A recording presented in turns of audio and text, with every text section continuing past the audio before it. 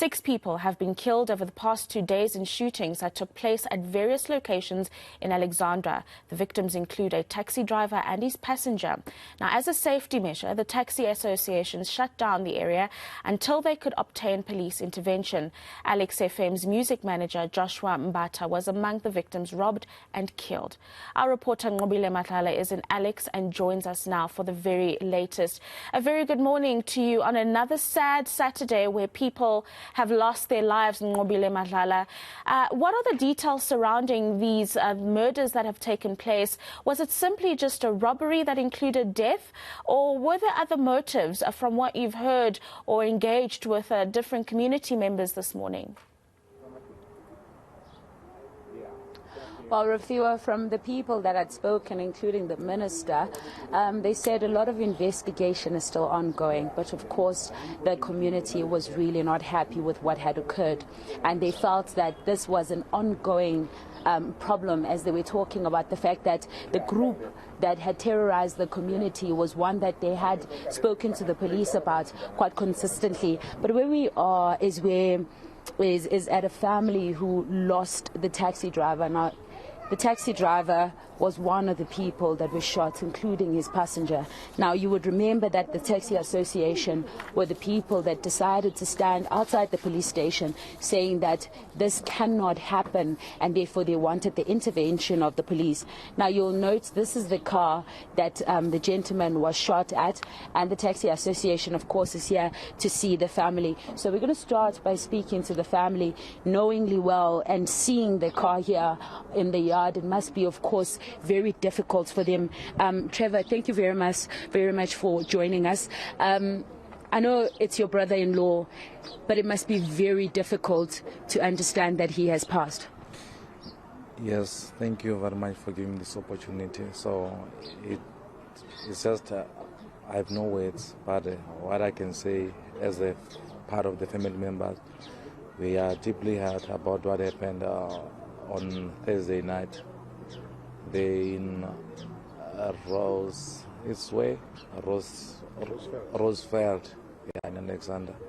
So we're just thinking maybe if ever the government can try to intervene on this thing and then see how can they help the family.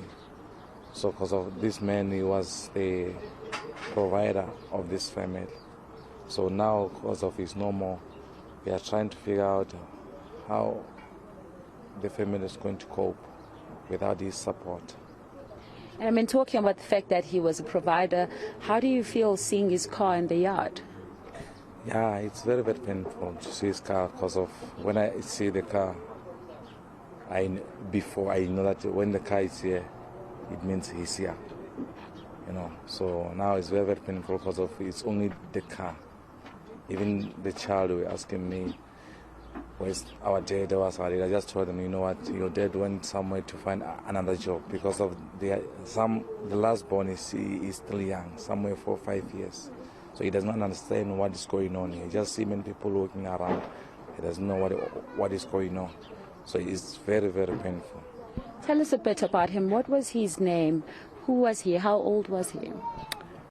His name was Simon Sepaka Mulovela. He was 40 years old. He was a cool guy. I think even if you can go around Alexandra, ask about him, they will tell you, even members of the association, they know about him. They were deeply hurt when they saw his car and then found out that he was no more with us. So he's just a cool guy, who can do anything to provide his family, to make sure that his family is well taken, So he was doing anything with his power to take care of the family, trying to push the child to private school, even if ever the money was not enough to take them to private school, Yeah. And how's the family doing? Yeah, the family, they are trying to cope, but it's difficult for them to cope for now because of even he was sick. It was understandable, but he went to work to make money to serve his family, to provide for his family. Second thing, they waited, but he never came back up until they found out he's normal. Tell me, who does he leave behind now? He leaves the wife and a daughter, one daughter, and then the last born, it's a boy. Can you tell me the memory that you'll always remember of him? Oh, the memories, the good memories that we share is when I started dating a sister. He just told me, whatever happens, please take care of my little sister. And then I did that because I ended up got married, blessed with one boy because of his blessings. All right. Thank you very much. Well, Rafiwa, this is the car. We're just going to show you that is the car where the gentleman was shot.